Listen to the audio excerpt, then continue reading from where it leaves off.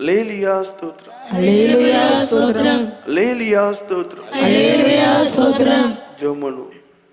மகா பரிசுத்தம் நிறைந்த எங்கள் பரமபிதாவே ஸ்தோத்திரம். அப்பா பிதாவே ஸ்தோத்திரம். நல்ல பிதாவே ஸ்தோத்திரம். உடைய இரக்கங்களுக்காக உம்மை ஸ்தோத்திரிக்கிறோம். உம்முடைய அன்பிற்காக உம்மை ஸ்தோத்திரிக்கிறோம். ஏழை இல்லாத உம்முடைய கிருபைக்காக உம்மை ஸ்தோத்திரிக்கிறோம், துதிக்கிறோம் பரமபிதாவே. கர்த்தர் நல்லவர், அவர் கிருபை என்றும் உள்ளது. கர்த்தர் நல்லவர், அவர் கிருபை என்றும் உள்ளது. கர்த்தர் நல்லவர், அவர் கிருபை என்றும் உள்ளது. நல்ல பிதாவே, கடந்து போனதான ஒரு மாதம் முழுவதும் எங்களை கண்மணி போல பாதுகாத்த தேவனை உம்மை ஸ்தோத்திரிக்கிறோம், துதிக்கிறோம் பரமபிதாவே. நேரிட இருந்ததான எத்தனையோ ஆபத்துகள், மோசங்கள், தீங்குகளுக்கு விலக்கி பாதுகாத்த தேவனை உம்மை ஸ்தோத்திரிக்கிறோம். நோய் வியாதிகளில் இருந்து விலக்கி பாதுகாத்த தேவனே ஸ்தோத்திரம். ஆத்மாவுக்கும் எந்த விதமான சேதங்களும் ஏற்படாது பாதுகாத்த தேவனே உம்மை ஸ்தோத்திரிக்கிறோம். இந்த ஊழியத்தை இந்நாள் வரைக்கும் நிலைநிறுத்தி பாதுகாக்கிற தேவனே உம்மை ஸ்தோத்திரிக்கிறோம். ஊழியக்காரர்களாகி அடியார்களை கண்மணி போல பாதுகாக்கிற தேவனே உம்மை ஸ்தோத்திரிக்கிறோம். விசுவாசிகளையும் சபைக்கு வரக்கூடிய ஜனங்களையும் பாதுகாக்கிற தேவனே உம்மை ஸ்தோத்திரிக்கிறோம். ஆசீர்வாதமான இந்த காலை வேளையிலே நீர் அடியார்களை கூட்டி சேர்த்து இம்மட்டுமாய் ஜெபிக்க கிருபை செய்த தேவனே உம்மை ஸ்தோத்திரிக்கிறோம். உடைய கண்களிலே எங்களுக்கு தயவு கிடைக்க செய்யும்படியாய் கெஞ்சுகிறோம். ஒவ்வொருவருடைய பரிதாபமான நிலைகளை அறிகிற தேவனே, வரங்களும் வல்லமைகளும் கிருபைகளும் ஆவியின் கனியையும் நீர் ஒவ்வொருவருக்கும் பூரணம் பரிபூர்ணம் சம்பூர்ணமாய் கொடுக்கும்படியாய் கெஞ்சுகிறோம் பரவந்த. கடைசி காலத்திற்கென்று எழுப்பப்பட்டதாக நம்முடைய சபையிலே ஊழியம் செய்வதற்கென்று உம்மால் தெரிந்தெடுக்கப்பட்டு அழைக்கப்பட்டு அமர்த்தப்பட்டதாகிய அடியாருடைய நிலைகளை காண்கிற தேவனே, இந்த உலகத்திலே சாட்சியாக ஜீவிக்க வேண்டுமையானால் நாங்கள் பரிசுத்த ஆவியானவரை நிறைவாய் பெற்று அவருடைய கிருபையினால் வரங்களினால் நிரப்பப்பட்ட அனுபவம் தேவை என்பதை அறிகிற தேவனே, இந்த நாட்களிலே நீர் அவைகளை நிறைவாய் எங்களுக்கு கட்டளையிடும்படியாய் கெஞ்சிரும். பாவ பலனற்றவர்களாக, பாவ பாரமற்றவர்களாக, இச்சை ரோகமற்றவர்களாக, இடரல் அற்றவர்களாக, நற்சாட்சியின் ஜீவியம் செய்யக்கூடியவர்களாக ஜீவிக்க தேவையான சகல அனுபவங்களையும் ஒவ்வொருவருக்கும் கட்டளையிடும்படியாய் கெஞ்சிரும். என்னென்ன காரியங்களுக்காக வேண்டுதல் விண்ணப்பங்களை ஏறெடுத்தார்களோ அந்த காரியங்களையும் அவருடைய தேவைகளையும் எதிர்பார்ப்புகளையும் நீர் நிறைவேற்றும்படியாய் கெஞ்சுகிறோம் பரமந்தா. நோய் வியாதியோடு இருக்கக்கூடியதான ஜனங்களுக்கும் நீர் இறங்கும்படி கெஞ்சிரும். அற்புதமான சுகத்தை கொடுத்து நீர் ஒவ்வொருவரையும் எழுப்பி ஆசீர்வதிக்கும்படியாய் கெஞ்சிரும். இந்த நேரத்திலும் நீர் எங்களோடு கூட இருந்து கிரியை செய்யும்படி கெஞ்சிரும். நல்ல பிதாவே, நம்முடைய ஊழியர்கள் எப்படிப்பட்டதான அனுபவத்தோடு இருக்க வேண்டும், அவர்களுடைய தற்போதைய நிலை என்ன, இவைகளை நீர் உணர்த்தும்படியாய் கெஞ்சுகிறோம் பரவந்த. ஒவ்வொருவரும் தங்கள் நிலைகளை உணரச் செய்யும்படியாய் கெஞ்சிரும். ஏதேனும் சாக்கு போக்கு சொல்லிக்கொண்டு அல்லது தங்களுக்குள்ளே சாக்குப்போக்கான காரியங்களை நினைத்து கொண்டு சரியாய் இருக்கிறோம் என்று நினைத்து கொண்டு தவறான பாதையிலே சாத்தானாலே மெல்ல மெல்ல கீழ் நோக்கி இழுக்கப்பட்டு கொண்டிருக்கிறோம் என்பதை அறியாத நிலையிலிருந்து ஒவ்வொருவரும் விடுவிக்கப்பட நெருக்கிருபை செய்யும்படியாய் கெஞ்சுகிறோம் பரவந்த. நல்ல பிதாவே, உடைய ஊழியர்களுக்கு உடைய உபதேசத்தை எடுத்துரைக்க எந்த விதமான தகுதியும் நிலையும் மற்றதான ஏழை அடியானோடு கூட இருக்கும்படி கெஞ்சுகிறோம். தெய்வீக ஞானம் புத்தி அறிவை தரும்படி கெஞ்சுகிறோம். வாக்கின் ஆவியை கட்டளையிடும்படி கெஞ்சுகிறோம். உணர்த்தி பேச அதற்கேற்ற கிருபையை தரும்படி கெஞ்சுகிறோம். கூட இருந்தலும் கிருபையாயிருந்தலும் இரக்கமாயிருந்தலும் அன்பாயிருந்தாலும் தயவாயிருந்தாலும் மீட்பர் இயேசுவின் நாமத்தில் ஜெபம் கேளும் எங்கள் அன்பு நிறைந்த பரமபிதாவே, ஆமென். அல்லேலூயா ஸ்தோத்திரம். அல்லேலூயா ஸ்தோத்திரம். அல்லேலூயா ஸ்தோத்திரம். அல்லேலூயா ஸ்தோத்திரம். யாவரும் ஆண்டவரை துதிப்போம். ஆண்டவரே உம்மை துதிக்கிறோம். இயேசுவே உம்மை துதிக்கிறோம். பிதாவே உம்மை துதிக்கிறோம். அல்லேலூயா ஸ்தோத்திரம். வெளிப்படுத்தின விசேஷம் 2ஆம் அதிகாரம் 5வது வசனம். ஆகையால் நீ என்ன நிலைமையிலிருந்து விழுந்தாய் என்பதை நினைத்து மனம் திரும்பி ஆதியில் செய்த கிரியைகளை செய்வாயாக.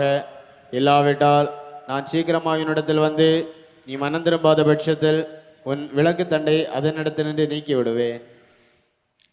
ஊழியக்காரர்கள் சொல்லும்போது பிரசங்கியார் ஊழியக்காரங்க உங்கள் நிலைமைகள் உங்களுக்கு தெரியணும். என்ன நிலையில் இருக்கிறீங்கிறது முதல்ல தெரியும். அது முக்கியம். ஒரு மனுஷன் ஒரு மனுஷிக்கு எது முக்கியம்னா தன் நிலைகளை உணரக்கூடிய தன்மைகள் தேவை. நான் என்ன நிலைமையில் இருக்கிறேன் அப்படின்னு எபேசு சபைக்கு எழுதும்போது என்ன சொல்லப்பட்டிருக்கு? நீ இன்ன நிலைமையிலிருந்து விழுந்தா என்பதை. அப்போ தன்னுடைய நிலைமை முதல்ல தெரியணும். அந்த நிலைமை தெரியாமல் இருக்கிற வரைக்கும் நான் சரி அப்படின்னு நீங்கள் யோசிக்க யோசிக்க யோசிக்க வீழ்ச்சி தான் உங்களுக்கு. காரணம் என்ன? தன்னிடத்தில் விடுதலை இல்லை. தான் இந்தந்த நிலைமையில் வீழ்ச்சியோடு இருக்கிறேன் அதை உணர தெரியலை. அதை அறியும் போது தான் ஓ இந்த விதத்தில் நான் இருக்கிறேன், அப்போ நான் இவங்கள்ட்ட பேசும்போது இப்படி தான் இருக்கணும், அந்த உணர்வு வரும். தன்னை மனுஷனுக்கு தெரியணும் தன் நிலைமை எப்படி இருக்குன்னு. நான் ஊழியக்காரன் இருக்கிறேன், பிரசங்கியார் இருக்கிறேன், ஆனால் என் நிலைமை என்னங்கிறது ஒவ்வொருத்தங்களுக்கும் தெரியணும். அப்போ நீங்கள் செய்ய வேண்டியது என்ன? உங்கள் நிலைமைகளை உணர்ந்து உங்களுடைய பலவீனங்களை அறிந்து உங்களுடைய இடர்களுக்கேட்டுதான உங்களுடைய தன்மைகளை அறிந்து அதை சரி செய்யணும். தன் நிலைமையை சரி செய்து விட்டு ஊழியத்து போனாதான் மேற்கொண்டு என்னுடைய ஜீவியத்தில் குற்றம் வராதுங்கிறத ஏற்றுக்கிற பக்குவம் இல்லை. ஏன் ஒரு சிலருடைய வாழ்க்கையில் மட்டும்தான் எங்கே போனாலுமே பிரச்சனை, மீதி எல்லாருமே எல்லா இடங்களுக்கும் போகிறாங்க, அவங்களால எந்த பிரச்சனையுமே இல்லை, இடரலும் இல்லை, ஆட்கள் நசாட்சி கொடுக்குறாங்க. அப்போ என்ன வித்தியாசம்? ஜீவியம் தான் வித்தியாசம், அனுபவம் இல்லாதது தான் வித்தியாசம், தன் நிலையை உணராதது தான் வித்தியாசம். அதை கண்டுபிடிக்க தெரியும். அப்போ அதை சரி பண்ணுகிற வரைக்கும் நீங்கள் ஊழித்து போகாமல் இருக்கிறது தான் உங்களுக்கு நல்லது. அந்த வீழ்ச்சி இல்லாத ஒரு வாழ்க்கை தேவைன்னா முதல்ல உங்கள் தப்பை நீங்கள் உணரணும். ரெண்டாவது கட்டம், மேலே ஒருத்தர் இருக்காரு, அவர்கிட்ட இருந்து நான் விடுதலை பெறணும். தேவ சமூகத்தில் அழுது அதுக்கு பிறகு நீங்கள் போய் பாருங்க, சாகிற வரைக்கும் உங்களை சாத்தான் அணுகவே முடியாது. தேவனால் பிறந்தவன் தன்னை காத்து கொள்ளுகிறான் வேதம் சொல்லு. இப்போ எதனால உங்களுடைய ஜீவித்தில் வீழ்ச்சி வருது? சாத்தான் கரெக்டாக அவனுடைய இருளை உங்களுக்குள்ள வச்சிருக்கிறதுனால அந்த இருள் ஒவ்வொரு நேரம் என்ன செய்யுது? உங்களுக்கு சரின்னு படுற விதத்தில் உங்கள் சுய புத்தியை சார்ந்து செயல்படுற விதத்தில் செயல்பட வச்சுட்டு முடிவு, அந்த ஒவ்வொரு காரியத்தினுடைய முடிவை பார்க்கும்போது ஏதேனும் குற்றம் குறைகளை கொண்டு வந்து நிற்குது. அப்போ அர்த்தம் என்ன? தேவன் நடத்தல, தேவ ஆவியானவர் நடத்தல, சாத்தான் உங்களுக்குள்ள இருந்து தந்திரமாக என்ன பண்ணுறான்னா ஒரு ஆசையை தந்து, ஒரு விருப்பத்தை தந்து, ஒரு உற்சாகத்தை தந்து, மனுஷர்களுக்கு ஏற்ற விதத்தில் உங்களை நடக்க செய்து முடிவில் எப்படி கொண்டு வந்துடுறான்? நீங்கள் ஒரு நல்ல ஊழியக்காரங்களே இல்லை, நீங்கள் ஒரு நல்ல பிரசங்கியாரே இல்லை, நல்ல அனுபவம் உள்ளவங்களே இல்லைங்கிற ஒரு நிலைமை கொண்டு வந்து போட்டு போயிட்டே இருக்கும். அதை புரிஞ்சுக்கிடுங்க. அப்போ அதுக்கு வழி என்ன? உங்கள் ஒவ்வொருத்தங்களுக்கு நான் யாருன்னு தெரியும், என் நிலைமை என்னங்கிறது தெரியும். இந்த நிலையில இருந்து நான் ஊழியம் பண்ணணும்னா நான் வீழ்ச்சி அடைஞ்சிருவேங்கிறதான எண்ணம் உங்களுக்கு வேணும். அதுக்கு ஆளுங்க இல்லைன்னா வேதம் தெளிவாக சொல்லுது, நீ மனம் திரும்பாத பட்சத்தில் உன் விளக்கு தண்டை அதனிடத்துல இருந்து நீக்கி விடுவேன்னு இருக்கு. இந்த வசனத்துக்கு கொஞ்சம் பயப்படுங்க. ஏன்னா அந்த நாட்கள் எல்லாம் தந்து உங்களுக்கு உணர்வு இல்லாமல் அதுக்கேற்ற விடுதலைக்காக ஜெபம் பண்ணாமல் அன்னத நாளுக்கு ஏதேனும் விதத்தை தப்பி ஒப்பிச்சு போகிற விதத்துக்கு நீங்கள் உங்கள் வாழ்க்கையை உருட்டி புருட்டி கொண்டு போகிறதுனால ஒரு சிலரை அதற்கு அடுத்தபடி கொண்டு வரும்போது என்ன ஆகுது? நீங்கள் ஒதுக்கப்பட்டு போகிறீங்க. ஏன்? அந்த கிருபை அதுக்கப்புறம் எடுக்கப்பட்டு போகுது. அப்போ 10 வருஷம் டைம் தராரு, 15 வருஷம் டைம் தராரு, பொறுமையாக இருப்பார். இதில் எந்த உணர்வுமே இருக்காது. எல்லாத்துக்கும் ஒரு சாக்கு போக்கு, எல்லாத்துக்கும் ஒரு மூடி மறைக்கிற ஒரு அனுபவத்தோடு காணப்பட்டு இருக்கும்போது அப்படியே அமைதியாக இருப்பார். திரும்ப சபைக்கு வேறு புதுசாலாம் ஆட்களை கொண்டு வரும்போது இனி இவங்க தேவையில்லைன்னு அவர் கணக்கு வச்சுருப்பார். அந்த விளக்கு தண்டை நினைச்சிறார், அப்படியே எடுத்து மாத்துறார். பின்மாற்றங்கிறது நீங்கள் நினைக்கிற மாதிரி கிடையாது. ஒரு விளக்கு எரிஞ்சிட்டே இருக்கு, அதை அப்படின்னு சொல்லி ஊதின உடனே அந்த விளக்கு என்ன செய்யுது? அணைஞ்சு போகுது. அப்படி பின்மாற்றம் உடனே ஒரு மனுஷனுடைய வாழ்க்கையில் நடக்க போகிறதே கிடையாது. பின்மாற்றங்கிறது எப்படி தான் வருது? ஒரு மனுஷனுடைய வாழ்க்கையில் வீழ்ச்சி எப்படி தான் வருது? தண்ணி இருக்கக்கூடிய ஒரு பாத்திரத்தில் எங்கேயாவது ஒரு இடத்துல ஒரு கசிவு இருக்கும். ஆனால் அவ்வளோ தண்ணி இருக்கிறதுனால இவ்வளோ போல கசிவு எனக்கு எப்படி தோணுதுன்னா நஷ்டம் போல தெரியல. இங்கே தான் நீங்கள் சாகுறது. இவ்வளோ போல கசிவு எனக்கு எப்படி தெரியல? நஷ்டம் போல தெரியல. ஏன்னா எனக்கு தான் தண்ணி பெரிய டேங்க்ல ஃபுல்லாக இருக்கு. அந்த கசிவு என்ன ஆகுது? அப்படியே கசிஞ்சு கசிஞ்சு கசிஞ்சு போய் அந்த தண்ணியோட அளவுகள் குறையுது. நான் நினைக்கிறேன் இல்லை நான் சரியாக தான் இருக்கிறேன் அப்படின்னு. சாத்தான் என்ன பண்ணுறான்? சுய புத்தியை தந்து, சுய யோசனையை தந்து, அவன் கொஞ்சம் கொஞ்சமாக உங்களை என்ன பண்ணுறான்? கீழ் நோக்கி இழுத்துட்டே போகிறான். ஆனால் கீழ் நோக்கி இழுத்துட்டு போகும்போது அவன் எவ்வளோத்துக்கு ஆழத்துக்கு கொண்டு போகிறான்னு உங்களுக்கு தெரியவே செய்யாது. எப்போ தெரியும்னா, அந்த கசிவு கசிஞ்சு கசிஞ்சு கசிஞ்சு அவ்வளோ பெரிய டேங்கு தான்.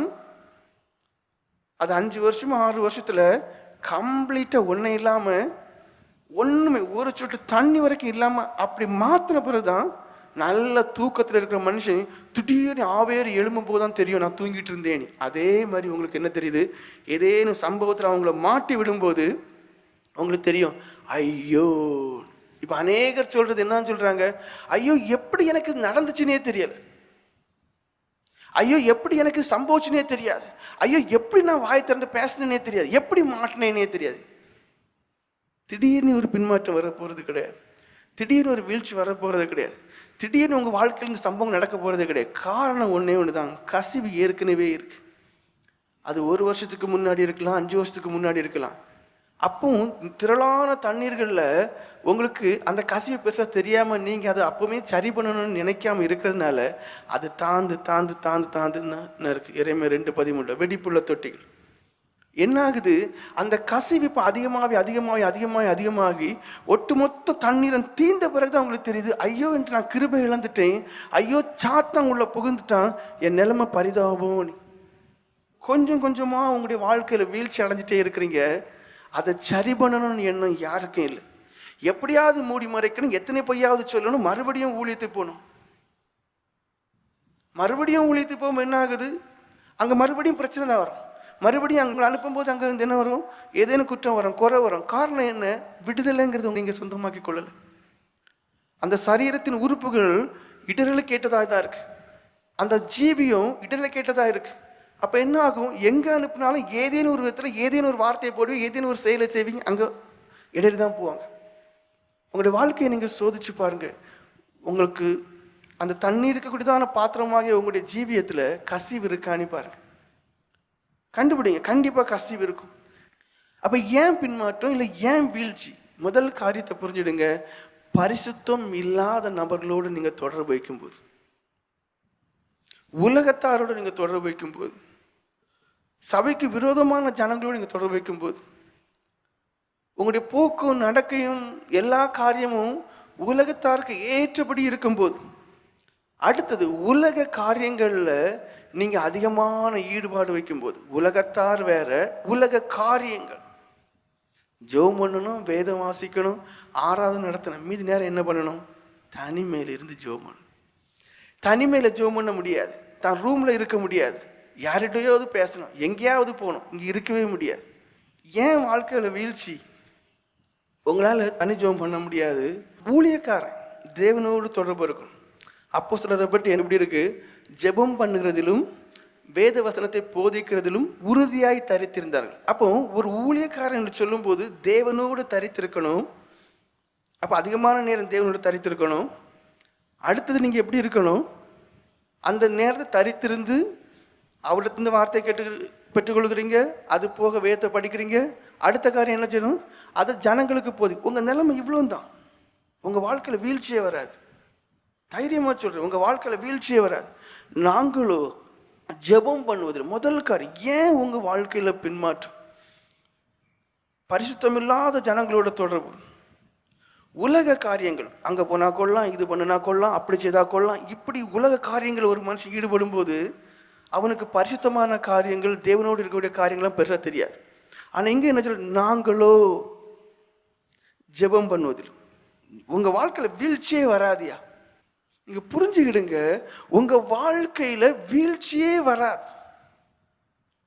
நீங்கள் ஜெபம் பண்ணுறதுல முக்கியத்துவம் கொடுங்க, வேத வாசிப்புல முக்கியத்துவம் கொடுங்க, அந்த வேதம் வாசிக்கிறத தியானிங்க. இது எனக்கு என்ன சொல்லுது, இது எனக்கு என்ன சொல்லுதுன்னு, அதுதான் முக்கியம். அதை நீங்க வாசிக்க வாசிக்க வாசிக்க வாசிக்க, ஒவ்வொரு தடவையும் வாசிக்க வாசிக்க வாசிக்க வாசிக்க வாசிக்க புது புது காரியங்களை ஆண்டவர் உணர்த்தி கொண்டே இருப்பார். தியானிங்க, தனிமைப்படுத்துங்க. உங்க வாழ்க்கையை நீங்க தனிமைப்படுத்துங்க. உங்களை சாத்தான் நெருங்கவே முடியாது. ஆனா நீங்க பாருங்க, தனிமையா மட்டும் இருக்க முடியல, ஜெபம் பண்ண மட்டும்தான் முடியல, மீதுள்ள எல்லா காரியத்திலையும் பிஸி. ஆனால் அப்போஸ்தலருடைய வாழ்க்கையிலும் அந்த காலத்தில் சீஷருடைய வாழ்க்கையை நீங்கள் பாருங்கள், வீழ்ச்சியே இல்லை. காரணம் என்ன? ஜெபம் பண்ணதுக்கு முக்கியத்துவம் கொடுத்தாங்க, வேத வாசிக்கிறதுக்கு முக்கியத்துவம் கொடுத்தாங்க. அடுத்தது என்ன? வேதத்தை போதிக்கிறது முக்கியத்துவம் கொடுத்தாங்க. அவங்க வாழ்க்கை அதோட முடிஞ்சு போச்சு. உங்களுடைய வாழ்க்கையில் வீழ்ச்சியே வராது உங்களை பற்றி உங்களுக்கு தெரிஞ்சா. உங்களுக்கு சில காரியங்களுக்கு நோன்னு சொல்ல தெரியும். உங்கள் மனசில் எண்ணங்கள் உதிக்கலாம், ஆசைகள் உதிக்கலாம், விருப்பங்கள் உதிக்கலாம். அங்கே போனால் கொள்ளலாம், இங்கே போனால் கொள்ளலாம், இவங்ககிட்ட பேசினா கொள்ளலாம், இது செய்தா கொள்ளலாம், எல்லாம் ஒதுக்கணும். நான் அழைக்கப்பட்டது அவருக்கு நீ வாழ்கிறதுக்கு. அப்போ என்னுடைய நோக்கம் நிறைவேறணுங்கிற அந்த எண்ணம் தான் உங்களுக்குள்ளே இருக்கணும். இல்லைன்னா நீங்கள் சாத்தானுடைய வலையில் இருப்பீங்க. ஒரு கதை சொல்கிறேன், முயல் கதை. முயல்கள் உள்ளதான ஒரு காடு.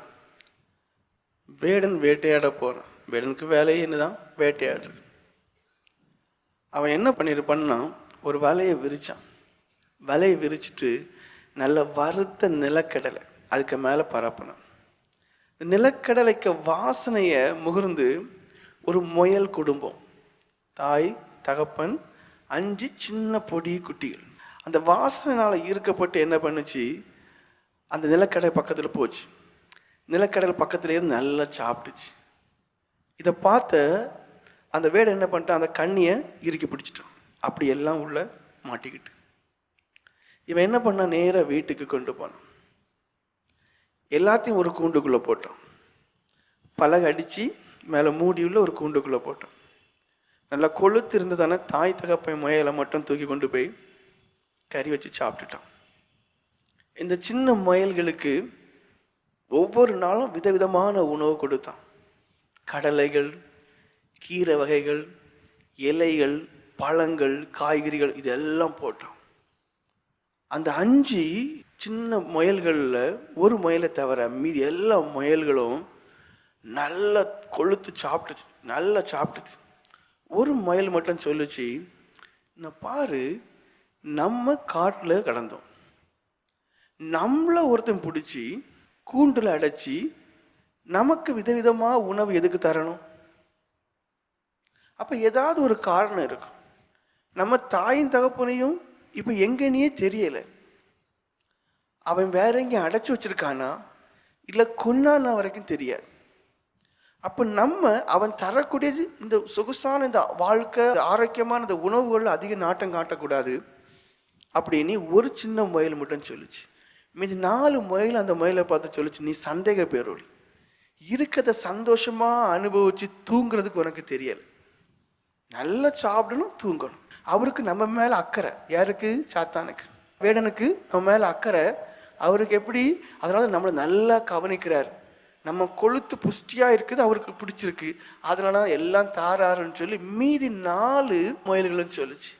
இந்த ஒரு முயலுக்கு மட்டும் ஒரு சந்தேகம் இருந்து கொண்டே இருந்துச்சு, யாருமே இப்படி பண்ண மாட்டாங்க. அப்போ நிச்சயமா இவன் தாய் தகப்பன் முயலை கொலை பண்ணியிருப்பான். இப்போ ஏன் எங்களுக்கு விதவிதமான உணவை தாரான்? அது நாங்கள் சாப்பிட்டு உடனே வேகமாக புஷ்டி வச்சாதான் அவனுக்கு எங்களை வெட்டி சமைக்க முடியும்னு சொல்லி இது உள்ள நம்பிட்டே இருந்துச்சு. அப்போ எப்படினாலும் ஒரு நாள் இவன் கண்ணிலேருந்து தப்பணும்னு சொல்லி அது யோசிச்சிட்டே இருக்கு. மீதி உள்ள எல்லா முயலும் எப்பவுமே இந்த முயலை பார்த்து கிண்டல் பண்ணும். என்ன கிண்டல் பண்ணும்? நீ பிழைக்க தெரியாது, சந்தேக பேரோடு எல்லாம் முன்னாடி இருக்கும்போதும் ஒழுங்காக சாப்பிடாம இருக்கிறான்.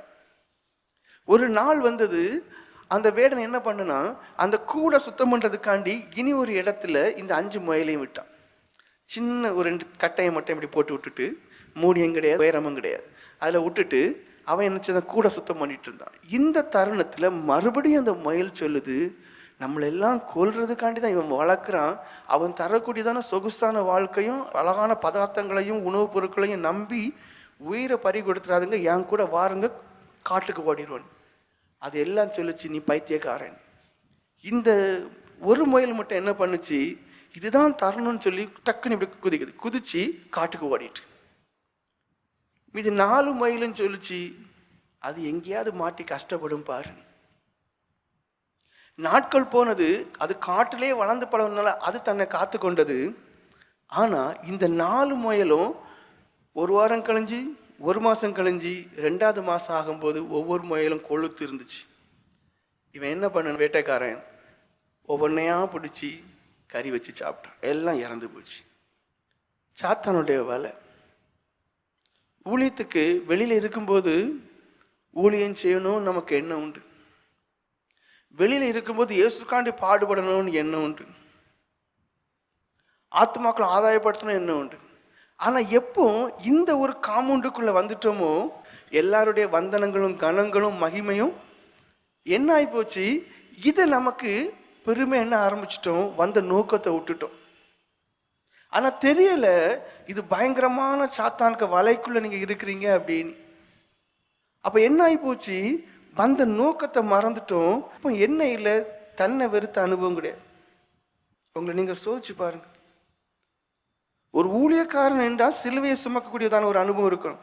இப்போ சிலுவையை எல்லாருமே ஒரு சிலரை தவிர எல்லாரும் இறக்கி வச்சுட்டு சுகபோகமான ஒரு வாழ்க்கை. தெரியல அது சாத்தானுடைய கண்ணீனி.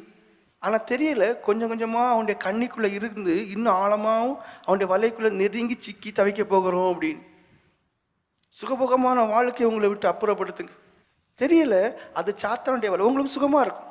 தவறான கூட்டுக்கட்டு, தவறான ஜனங்களோட கொடுக்கல் வாங்கல், இது எல்லாம் உங்களுக்கு பயங்கர உற்சாகமாக இருக்கும். அவங்கள பார்க்கும் போதெல்லாம் பயங்கர சந்தோஷம், எல்லாம் சரிதான். ஆனால் தெரியல இதுக்காக நான் அழைக்கப்படலை. இப்படிப்பட்ட ஒரு வாழ்க்கையில் நான் வாழ்ந்து கொண்டு இருக்கும்போது என்ன ஆகுது, அந்த முயல்கள் எப்படி கடைசி முடிவில் கொல்லப்பட்டுச்சோ அதே போல் நான் சாத்தானுடைய கண்ணிக்குள்ளே இருந்து யாத்துமா நஷ்டப்பட்டு போகும்.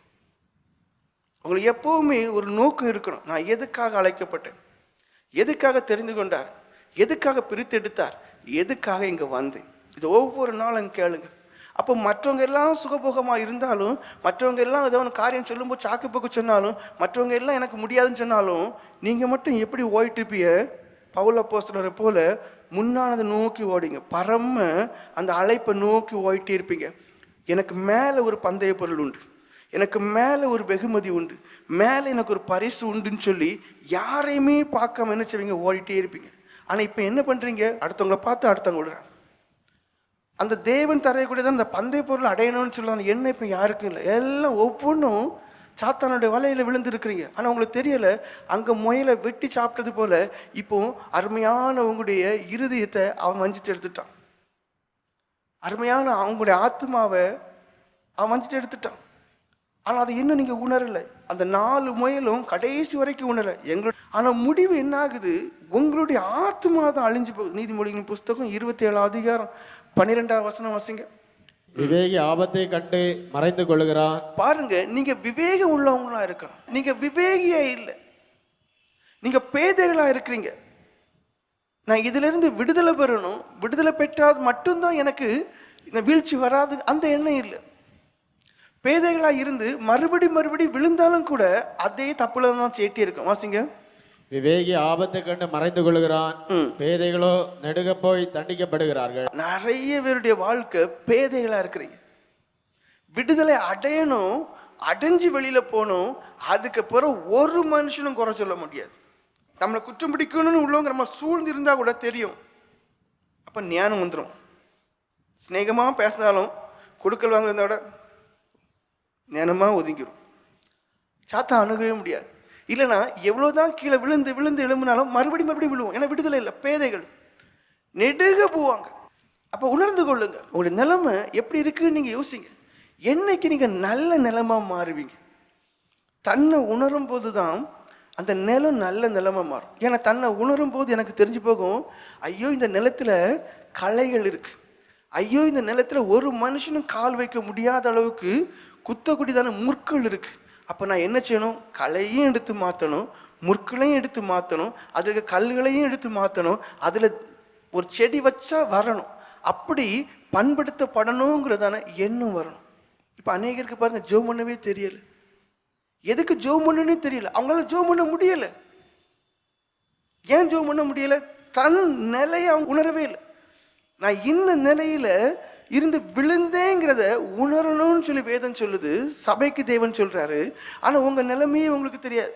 நீங்க நல்ல நிலமா இருக்கிறீங்களா? நீங்க நல்ல நிலமா இருக்க அழைக்கப்பட்டவங்க. நீங்க நல்ல நிலமா இருந்தா 5 வருஷம் ஆனவங்க, 10 வருஷம் ஆனவங்க, 20 வருஷம் ஆனவங்க, நீங்க என்ன செய்திருப்பீங்க? 30 மடங்கு, 60 மடங்கு, 100 மடங்கு பலன் கொடுத்துருப்பீங்க. யாராவது சொல்ல முடியுமா நான் 100 மடங்கு பலன் கொடுத்துட்டேன் அப்படின்னு? இல்லை உங்களை யாராவது சொல்ல முடியுமா நான் 30 மடங்காவது பலன் கொடுத்துருக்கேன்? இல்லை. நீங்கள் இப்படி சொல்லலாம், 30 ஆத்மாவை நான் இடர் பண்ணியிருக்கேன்னு சொல்லலாம். நான் 60 ஆத்மாவை இடர பண்ணியிருக்கேன்னு சொல்லலாம், நான் 100 ஆத்மாவை இடர பண்ணியிருக்கேன்னு சொல்லலாம். அப்போ நீங்கள் எப்படிப்பட்ட முள் நிலமாட்டு கற்பார நிலமா இருக்கிறீங்கன்னு சொல்லி பாருங்க. மத்தேயு சுவிசேஷம் 13:5-7 வரைக்கும் வாசிங்க. சில விதை அதிக மண்ணில்லாத கற்பார இடங்களில் விளைந்தது. மண் ஆழமாயிராததினாலே அது சீக்கிரமாய் முளைத்தது. வெயில் ஏறின போதோ தீந்து போய் வேறு இல்லாமையால் உலர்ந்து போயிற்று. சில விதை முள்ளுள்ள இடங்களில் விழுந்தது. முள் வளர்ந்து அதை நெருக்கி போட்டது. 20-22 வரைக்கும் வாசிங்க. கற்பார இடங்களில் விதைக்கப்பட்டவன் வசனத்தை கேட்டு உடனே அதை சந்தோஷத்தோடு ஏற்றுக்கொள்கிறவன். ஆகிலும் தனக்குள்ளே வேறில்லாதவனாய் கொஞ்ச காலம் மாத்திரம் நிலைத்திருப்பான். வசனத்து நிமித்தம் உபத்திரமும் துன்பம் உண்டான உடனே இடரல் அடைவான். எத்தனையோ பேர் சின்ன சிச்சை வரைக்கும் சகிக்க முடியாது, இல்லை வெளி மக்கள் சொல்லக்கூடிய காரியங்களை சகிக்க முடியாது, ஊழியம் வேண்டாம் ஒன்றை வேண்டாம்னு சொல்லுவாங்க, அதோட முடிஞ்சு மன கடினத்தை இடம் கொடுப்பாங்க, தொலைஞ்சு போகும். முள்ளுள்ள இடங்களில் விதைக்கப்பட்டவன் வசனத்தை கேட்கிறவனாயிருந்தும் உலக கவலையும் ஐஸ்வர்யத்தின் மயக்கமும் வசனத்தை நெருக்கி போடுகிறதுனால் அவனும் பலனற்று போவான். ஏன் பின்மாற்றம்? உலக கவலை. ஏன் பின்மாற்றம்? குடும்ப பற்று. ஏன் பின்மாற்றம்? தவறான கூட்டுக்கட்டு, இல்லை தேவையில்லா ஜனங்களோட பற்று பாசங்கள், சிற்றின்பங்கள். முடிஞ்சு. உங்கள் நிலைமையில நீங்கள் யோசிங்க, நான் என்ன நிலைமையில இருக்கேன்? ஏன் என்னால் நல்ல நிலைமை என்ன மாற முடியலை? ஏன் நான் இப்பவும் வந்து வருஷங்கள் ஆகுது, ஆனால் முள்ளுள்ள ஒரு நிலைமாட்டே இருக்கேன். யாருமே என்னால் நெருங்க முடியாது. நெருங்குறவங்க எல்லாம் இடறி போகிறாங்க. யோசிங்க. நான் அழைக்கப்பட்டவன், தெரிந்து கொள்ளப்பட்டவன், பிரித்தெடுக்கப்பட்டவன். அப்படியா நான் கனி கொடுக்கணும். ஏன் கனியை தேடும்போது ஒன்று கனி இல்லை கசப்பான கனியை கொடுக்குறேன் அப்படின்னு அந்த கனியை வச்சு பிரயோஜனப்படுத்த முடியாது. அதான் அநேகருடைய நிலைமையாக இருக்கு. எப்போ மாறுவீங்க? மத்தேயு சுவிசேஷம் 22:1-6 வரைக்கும் வசனங்களை வாசிங்க. இயேசு மறுபடியும் அவர்களோட உண்மைகளாய் பேசி சொன்னது என்னவென்றால், பாருங்க, ஏதேனும் ஒரு விதத்துல நீங்க புரிஞ்சு கொள்ளணுங்கிறதுக்காகத்தான் அந்த தேவன் என்ன பண்ற, மறுபடியும் ஒரு உவமையை சொல்லுகிறார். பரலோக ராஜ்யம் தன் குமாரனுக்கு கல்யாணம் செய்த ஒரு ராஜாவுக்கு ஒப்பாயிருக்கிறது. அழைக்கப்பட்டவர்களை கல்யாணத்திற்கு வர சொல்லும்படி அவன் தன் ஊழியக்காரரை அனுப்பினான். அவர்களோ வர மனதில்லாதிருந்தார்கள். அப்பொழுது அவன் வேறு ஊழியக்காரரை அழைத்து, நீங்கள் போய், இதோ என் விருந்தை ஆயத்தம் பண்ணினேன், என் எருதுகளும் கொழுத்த ஜந்துக்களும் அடிக்கப்பட்டது, எல்லாம் ஆயத்தமாயிருக்கிறது, கல்யாணத்திற்கு வாருங்கள் என்று அழைக்கப்பட்டவர்களுக்கு சொல்லுங்கள் என்று அனுப்பினான். அழைக்கப்பட்டவர்களோ அதை அசட்டை பண்ணி ஒருவன் தன் வயலுக்கும் ஒருவன் தன் வியாபாரத்துக்கும் போய்விட்டார்கள். மற்றவர்கள் அவன் ஊழியக்காரரை பிடித்து அவமானப்படுத்தி கொலை செய்தார்கள். பாருங்க, இங்க ஒரு விருந்து குறித்து சொல்லப்பட்டிருக்கு. ஒண்ணுமே கிடையாது, ஒரு பெரிய விருந்து. என்ன விருந்து? குமாரனுடைய ஒரு கல்யாண விருந்து. இப்போ அதே விருந்தை நமக்கும் ஆயத்தமாக்கி வச்சிருக்கார். அந்த விருந்தை நம்ம அனுபவிக்கணும். அதுக்கு முன்னாடி நமக்கு ஒரு விருந்து இங்கே வச்சிருக்கார், ராப்போஜன விருந்துன்னு. இப்போ எத்தனை பேர் அதை ஆயத்தத்தோடு பங்கு பெறணும்னு இருக்கு பாருங்க. ஒரு விருந்து ஆயத்தமாக்கி வச்சிருக்கிறாரு, தன்னுடைய சரீரம், தன்னுடைய. இப்போ யாருக்காவது அது பெருசாக தெரியுதா? நமக்கு இந்த வசனத்தை வாசிக்கும் போது தோணும், இவனெல்லாம் மடைய மாறுவார். என்ன தோணும்? இவன் எல்லாம் மடைய மாறும், கொளுத்த ஜந்துக்கள் எல்லாம் வச்சிருக்கு, அதை சாப்பிட விருப்பையில் அசட்டை பண்ணியிருக்கான்னு. ராப்போஜன விருந்து இருக்கு, அதுக்கு ஆயத்தமாகணும், குற்றமற்றவர்களாக இருக்கணும். யாருக்காவது விருப்பம் இருக்கா? இல்லை, அதை அசட்டை பண்ணக்கூடியவங்களா தான் இருக்கிறீங்க. தேவன் நமக்கு ஒரு விருந்து ஆயத்தமாக்கி வைத்திருக்கிறார், அதை அனுபவிக்கணும். பரிசுத்தம் அடைஞ்சாதான் அந்த தேவனோடு சேர்ந்து அந்த விருந்தை நம்ம அனுபவிக்க முடியும். அதுக்கு தாகம் வாஞ்சி இருக்கா? இல்லை. காரணம் என்ன? பின்மாற்றம். அப்போ ஆவிக்குரிய காரியங்கள், தேவனுக்குரிய காரியங்கள், ஆசீர்வாதமான காரியங்கள் நமக்கு பெருசாக தெரியாது. இப்போ உங்கள் வாழ்க்கையை நீங்கள் பாருங்கள், இதெல்லாம் பெருசாக உங்களுக்கு தெரியுதா? இது இல்லைன்னா இனி ஒருக்கா பார்க்கலாம். பரலோகத்தை விருந்தா அது பார்க்கலாம். இப்போ என்ன? உலகத்தை அனுபவிப்போம். 4 காரியங்கள் இருக்கு. முதல் காரியம் விருந்து. அது தேவன் எந்த தகுதியும் இல்லாத நமக்கு ஆயத்தமாக்கி வைத்திருக்கிறார் அந்த விருந்து. அப்போ ஊழியக்காரர்கள் நம்முடைய சிந்தனை எப்படி இருக்கணும்? உலகத்துக்குரியவர்களாக இருக்கக்கூடாது, உலக மக்களுக்கு ஏற்றபடி இருக்கக்கூடாது. பரிசுத்தம், பரலோகம், ஆவிக்குரிய காரியங்கள், தேவனை பிரியப்படுத்தக்கூடிய காரியங்கள், தேவ சித்தம் செய்யக்கூடிய காரியங்கள், விருந்துக்கு பங்கு பெறணும். முதல் காரியம். 2வது, அந்த விருந்தை பாருங்க எவ்வளோ சிறப்பானதாக இருக்குன்னு பாருங்க. கொளுத்த ஜந்துக்களை அடிச்சு வச்சிருக்கு. அப்போ விசேஷமான ஆகாரம் உள்ளதான அந்த விருந்து. ஆனால் இப்போ அதை விரும்புகிறோமா? காரணம் என்ன? ஜீவியத்தில் அனுபவம் இல்லை, ஆவிக்குரிய காரியங்களை விசேஷமா என்ன தெரியல. அதாவது அழைக்கப்பட்டவன் அவங்களுக்கு எப்படி இந்த கொழுத்த ஜந்துக்குள்ளதான் இந்த விசேஷமான உணவு பெருசா தெரியல. அவனுக்கு உலக காரியம் தான் பெருசா இருந்துச்சு. வயலுக்கு போகணும், அதை பண்ணணும், இதை பண்ணணும். அப்ப இப்ப அதே மாதிரி உங்க நிலைமைகளும் அனுபவம் இல்லாம ஆவிக்குரிய காரியங்கள் சொன்னா ஒரு சலிப்பு தான் உங்களுக்கு இருக்கு. அது அதில் இருக்கட்டியா பிறகு பார்க்கலாம். அடுத்தது பாருங்க, அழைத்த விதம். திரும்ப திரும்ப பலரையும் அனுப்பி, ஊழியக்காரர்களை அனுப்பி எப்படியாவது அந்த விருந்துக்கு வரச்சணும்னு சொல்லி அவர் பிரயாசப்படுறார். என்ன பண்றோம், எப்படியாவது ஒரு விதத்துல சுவிசேஷத்தை அறிவிச்சு உங்களுக்கு உணர்வை கொடுத்து நீங்க அந்த அழைப்புல பங்கு பெற்று அந்த விருந்துல பங்கு பெற்று நீங்க கொழுத்து சாப்பிட்டு நல்லா இருக்கணும்னு சொல்லி விரும்புறோம். ஆனா இப்ப என்ன ஆகி போச்சு, உலகத்துக்குரிய காரியங்கள் இருதயத்தை நிறைஞ்சு இருக்கிறதுனால இதெல்லாம் பெருசாவே தெரியாது. கொஞ்சம் யோசித்து பாருங்க, உங்க நிலைமைகள்லாம் எப்படி இருக்குதுன்னு, உங்க ஜீவ நிலைமைகள்லாம் எப்படி இருக்குன்னு. ஆண்டோடைய நோக்கம் எப்படி இருந்துச்சு, நீங்க பரிசுத்தம் அடையணும், பரிசுத்தத்தோடு அந்த பந்தியில் பங்கு பெறணும் நீ. ஆனால் அவங்களுக்கு அதை பற்றி எண்ணமே கிடையாது. பார்வோனுடைய வாழ்க்கை உங்களுக்கே தெரியும். 10 வாதை அனுப்புகிறார். ஏன் இந்த ஒவ்வொரு வாதையை அனுப்புகிறார், அப்படியாவது அவன் தேவனை அறிஞ்சுக்கிடுவோன்னு. உங்களுடைய வாழ்க்கையில் வீழ்ச்சி வரும்போதெல்லாம் ஏதேனும் காரியங்களை சொல்கிறோம், திருந்து தப்ப வழியை பாருங்க நல்லா அவங்க. ஆனால் மன கடினத்துக்கு இடம் கொடுக்குறோம். யூதாசுடைய வாழ்க்கையை பாருங்க, கூடவே இருந்து தப்பாக போகிறான்னு சொல்லி இயேசு கிறிஸ்து கண்டிப்பாக தெரியும். அப்போ அவர் அநேகருக்கு உபதேசங்களை உபதேசிக்கும் போது கண்டிப்பாக இந்த மனுஷனுக்கும் உபதேசத்தை கொடுத்துருப்பார். ஆனால் அந்த மனுஷன் அதை எதையுமே பொருட்படுத்தலை. வேதம் சொல்லுது அவனுக்குள்ள சாத்தான் புகுந்தான் என்று. யோவான் சுவிசேஷம் 13:27 வாசிங்க. அந்த துணிக்கையை அவன் வாங்கின பின்பு சாத்தான் அவனுக்குள் புகுந்தான். பாருங்க, சாத்தான் அவனுக்குள்ள புகுந்தான்.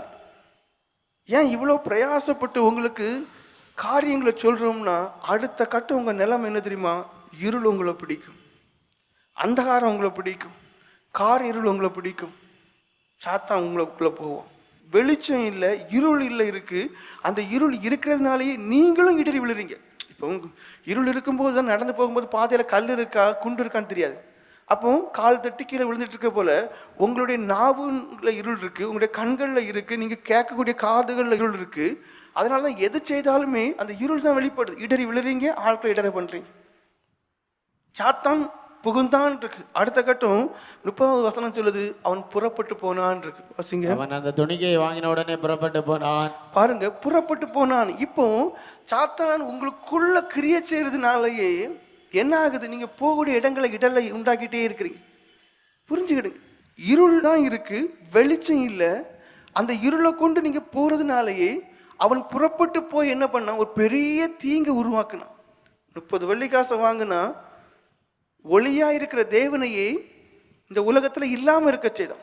அப்ப அதே போலதான் நீங்க விடுதலை அடைங்கயா, அதுக்காக அழுங்க, அதுக்காக கண்ணீர் வெடிங்கன்னு சொல்லும் போது உங்களுக்கு அது பெருசாவே தெரியல. ஆனா விளக்கு தண்டை உங்களிடத்திலிருந்து நான் எடுத்து விடுவேன்னு சொல்றாரு.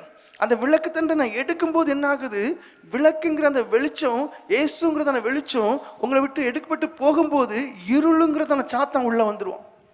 அந்த இருளுங்கிறதான சாத்தம் உள்ள வரும்போது நீங்க வெளியில போகும்போது எல்லாரும் இடற பண்ணுவீங்க.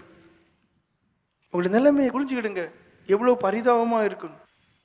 அப்போ அவருக்கு முன்பாக முழங்காலிட கடவும் இருக்கு, பணிந்து முழங்காலிட கடுவோன் இருக்கு, பெருமூச்சு விடுன்னு இருக்கு, கண்ணீர் விடுன்னு இருக்கு, இடுப்பு நொறுங்க ஜெபம் பண்ணுன்னு இருக்கு.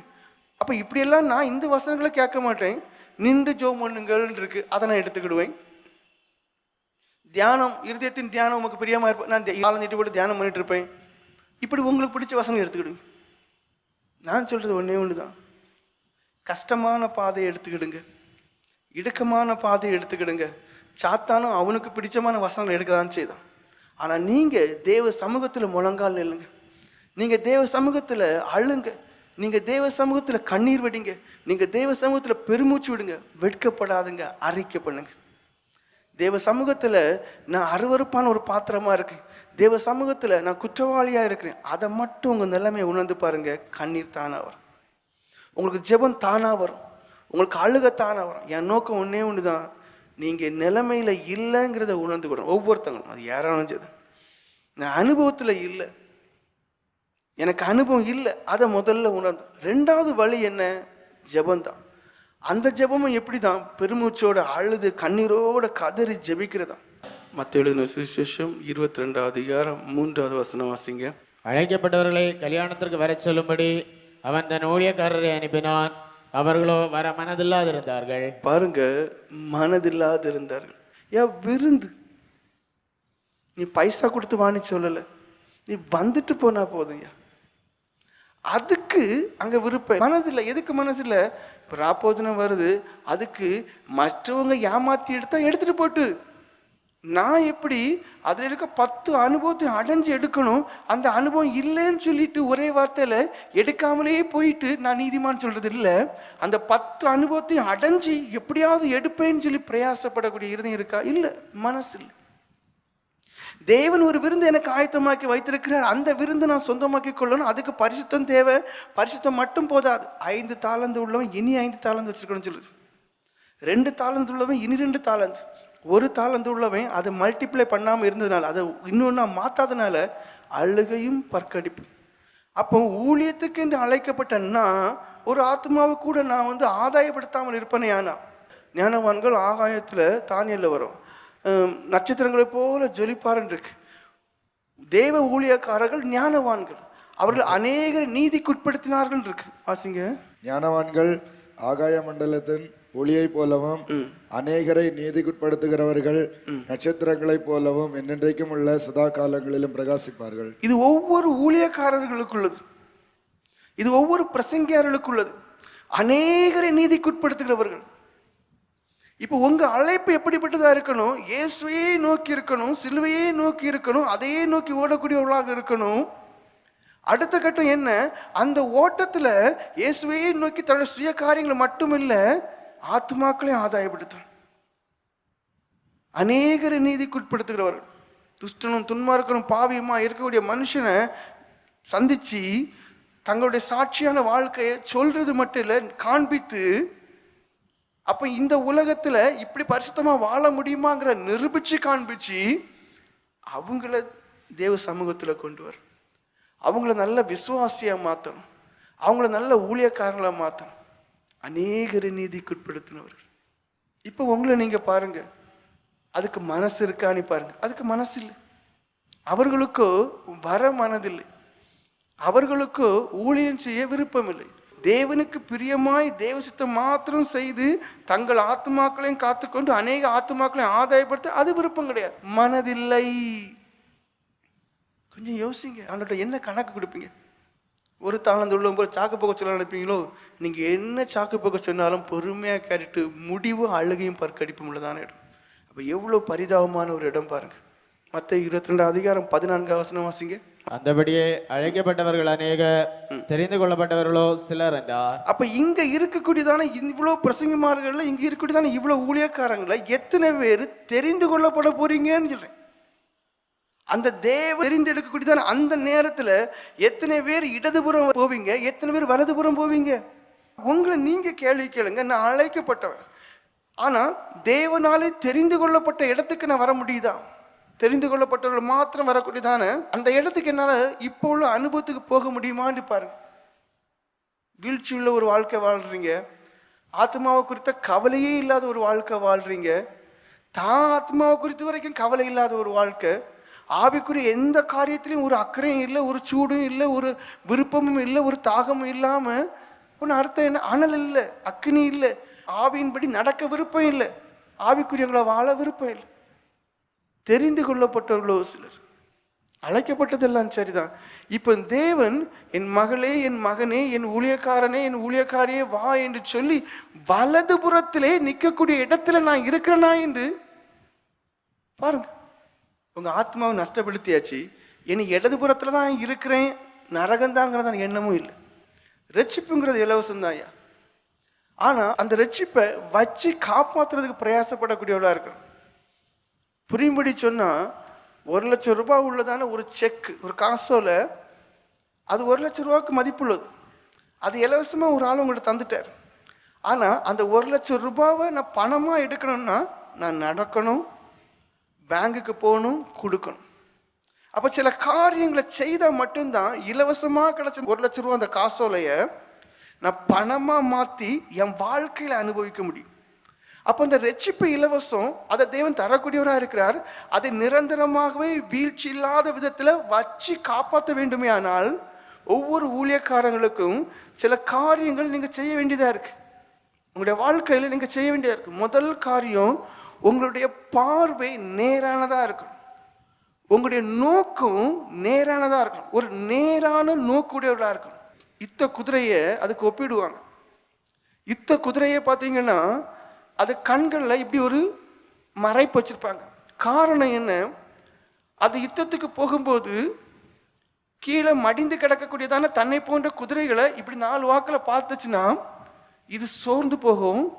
இதுவும் மடிந்து போகத்தக்கவாறு அம்புகள் ஏற்பட்டு மடிந்து கீழே விழுந்துரும் என்கிறதுக்காக என்ன பண்ணிடுவாங்க, இங்கே வந்து கண்ணை மறைச்சிருவாங்க.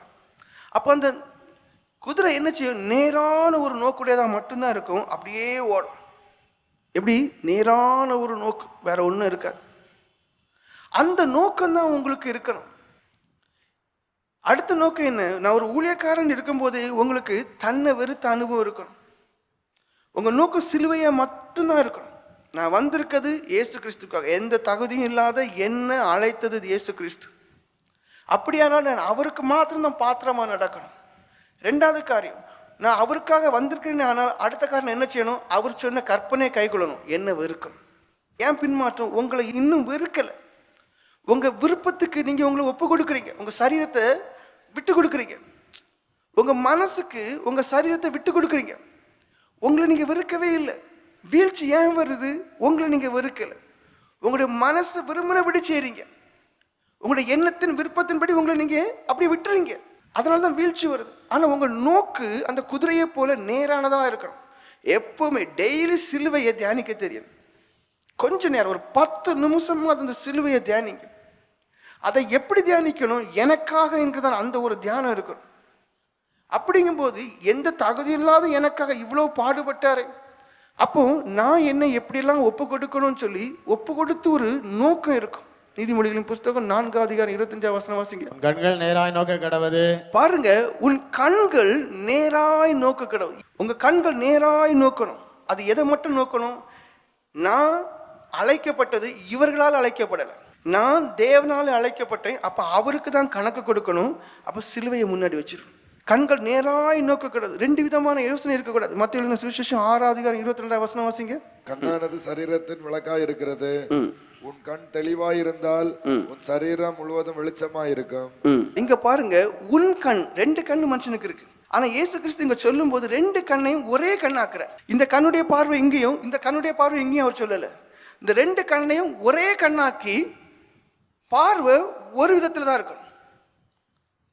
உன் கண், 2 கண்ணையும் அவர் என்ன செய்றாரு? சேர்த்துட்டார். 2 பார்வையும் ஒரே இதுதான் நோக்கணும். ஒவ்வொன்றும் ஒவ்வொரு விதத்துல இல்லை. அந்த விதத்துல உங்களுடைய பார்வையை நீங்க நேராக்குங்க. அந்த குதிரையை போல இங்க கண்களை இப்படி வச்சுட்டு நீங்க என்ன செய்யுங்க? நீங்க நேரா பாருங்க. நீங்க பார்க்க வேண்டியது சிலுவையை, நீங்க வேண்டியது ஐயா போன்ற சாட்சிகளை பாருங்க. பவுல் அப்போஸ்தலர் வாழ்க்கை எல்லாம் இருக்குது, எல்லாம் வாசிங்க. அவங்க எப்படி எல்லாவற்றையும் மறந்து எப்பொழுதுமே சிலுவையை மட்டும் தான் முன்னாடி வச்சாங்க. ஆத்துமாக்களை ஆதாயப்படுத்தணும், ஆத்துமாக்களை ஆதாயப்படுத்தணும், ஆத்துமாக்களை ஆதாயப்படுத்தணும். அதான் அவங்க நோக்கம் இருந்துச்சு. அவங்க வாழ்க்கையில் வீழ்ச்சி வராது. நீங்க வீழ்ச்சி அடைந்தவர்களோடு தொடர்பு வைக்காதுங்க. வீழ்ச்சி அடைந்தவர்களை பார்த்து நீங்களும் வீழ்ச்சிக்குள்ளாயிராதுங்க. உங்க கண்கள் நேராய் நோக்கணும். 2வது காரியம், தனக்கானதை நோக்கக்கூடாது. குதிரையை நீங்க பாருங்க, அது தனக்கான காரியம் பண்ணாது. அது தனக்கு மேல ஒரு போர் வீரன் இருப்பான், அவனுக்கான காரியம்தான் அது பார்க்கும். தான் சுமக்கக்கூடியவருடைய காரியத்தை தான் அந்த போர் குதிரை அதிக நாட்டத்தோடு கவனமாக இருந்து செயல்படுத்தும். அப்போ உங்களுக்கு தெரியணும், எங்கேயோ கடந்த குப்பையாக இருந்த என்ன ஊழியக்காரர் என்றுதான் ஒரு நிலைமைக்கு என்ன கொண்டு வந்திருக்கிறாரு. அப்போ நான் யாரை சுமக்கிறேன்னா இருக்கிறேன்? இயேசுவை சுமக்கக்கூடிய ஒரு மனுஷனாக இருக்கிறேன். அப்போ உங்களுடைய வாழ்க்கையில் அந்த இயேசு இயேசு இயேசு இயேசுங்கிறதான ஒரு எண்ணம் தான் இருக்கணும். அவருடைய சித்தம் செய்யணும், அவருக்காக வாழணும். இப்போ என்ன பண்ணுறீங்க? நீங்கள் உங்களை சுமக்க ஆரம்பிச்சிட்டீங்க. குதிரையும் நீங்கள் தான், குதிரைக்கு மேலே இருக்கக்கூடிய போர் வீரனும் நீங்கள் தான். அப்போ உங்களுக்கு ஒரு கஷ்ட நஷ்டம் வந்துடக்கூடாது, உங்களுடைய வாழ்க்கையில் ஒரு கஷ்டம் வந்துடக்கூடாது, துன்பம் வந்துடக்கூடாது, உங்களுடைய வாழ்க்கை சுகபோகமாக இருக்கணும்னு சொல்லி உங்களை நீங்கள் சுமக்கக்கூடியவங்களாக இருக்கிறீங்க. ஆனால் போர் குதிரை, யுத்த குதிரை அப்படி இருக்காது. அது தனக்கானதை நோக்காது. அது தான் சுமக்கக்கூடியதான அந்த நபருடைய, அந்த யுத்த வீரனுடைய, அந்த அரசனுடைய, அந்த போர் வீரனுடைய காரியங்களையே நோக்கும். நம்முடைய வாழ்க்கை அப்படிதான் மாறும். இயேசுவை சுமக்கக்கூடியவர்களாக இருக்கணும். மத்தேயு சுவிசேஷம் 20:28 வாசிங்க. அப்படியே மனுஷகுமாரனும் ஊழியம் கொள்ளும்படி வராமல் ஊழியம் செய்யவும் அநேகரை மீட்கும் பொருளாக தன்னுடைய ஜீவனை கொடுக்கவும் வந்தார் என்றார். பாருங்க, உங்க நோக்கம், நான் திரும்ப திரும்ப ஏதேனும் வசனம் எடுத்து சொல்லது ஒன்னே ஒண்ணுதான். உங்க நோக்கத்தில இருந்து நீங்க மாறிட்டீங்க. நீங்க வந்த நோக்கத்தில இருந்து விலகிட்டீங்க. நீங்க இப்ப போகக்கூடிய பாதை சரியில்லை.